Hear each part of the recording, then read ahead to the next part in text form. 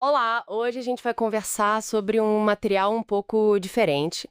São os fragmentos que parecem vir de uma transcrição automática, sabe? Da letra de O Passageiro, do Capital Inicial, daquela versão acústico MTV. Então já aviso, pode ter umas coisas meio estranhas no texto. A ideia aqui é explorar um pouco as imagens, as sensações que esses pedaços da letra trazem, né? Com foco nessa figura do observador que a música cria. É um texto bem fragmentado, quase onírico, assim. Tem uns passageiros, aquela coisa de ver cidade sem trapos. Que será que é isso? Ver a cidade nua e crua. E aquele lá, lá, lá, lá, lá, repetido, ligado ao mundo. Sim, e o que eu acho fascinante de cara é que, mesmo com essa fragmentação, possíveis erros da transcrição, né, surge um tema central bem claro, essa perspectiva de alguém que está de passagem, o tal passageiro, alguém que observa o mundo acontecer. Exato. E essa condição de estar sempre em movimento, observando, parece chave. As expressões sim pagar e sim parar, elas reforçam muito isso, né? Como será que essa observação constante, sem pausa, meio passiva até, define a forma como ele percebe o mundo? Tipo, um fluxo de imagens. Exatamente.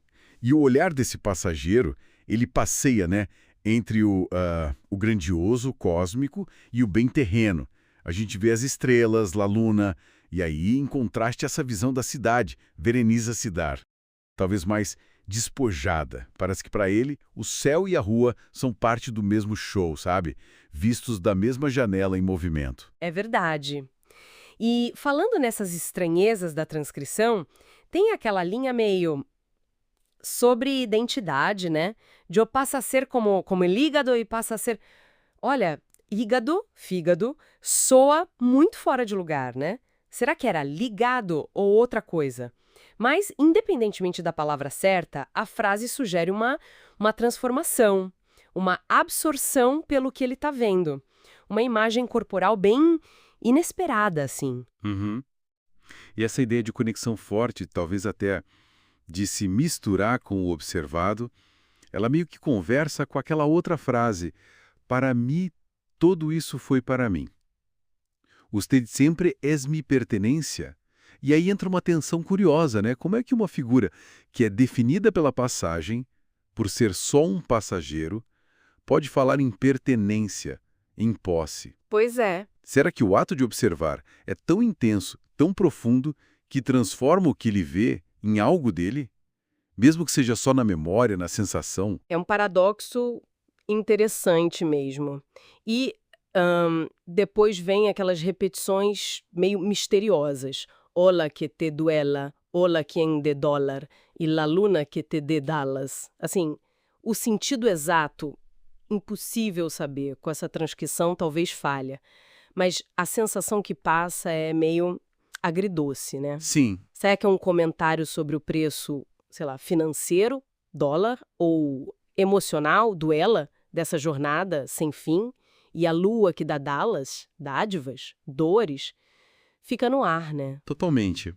E essa ambiguidade toda parece ser a própria a atmosfera da canção, pelo menos nesses trechos que a gente tem, e culmina ali no "E sus vacios-se, aqui esse saquer mundo lá lá lá lá lá".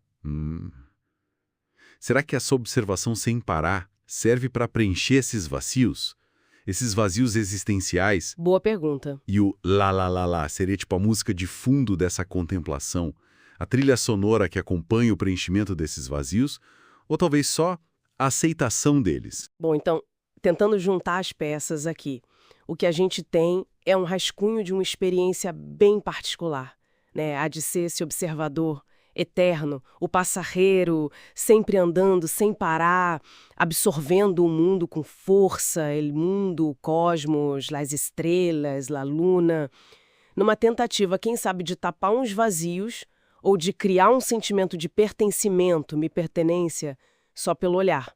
E tudo isso numa névoa, assim, poética, fragmentada. Talvez até mais por causa da transcrição. É.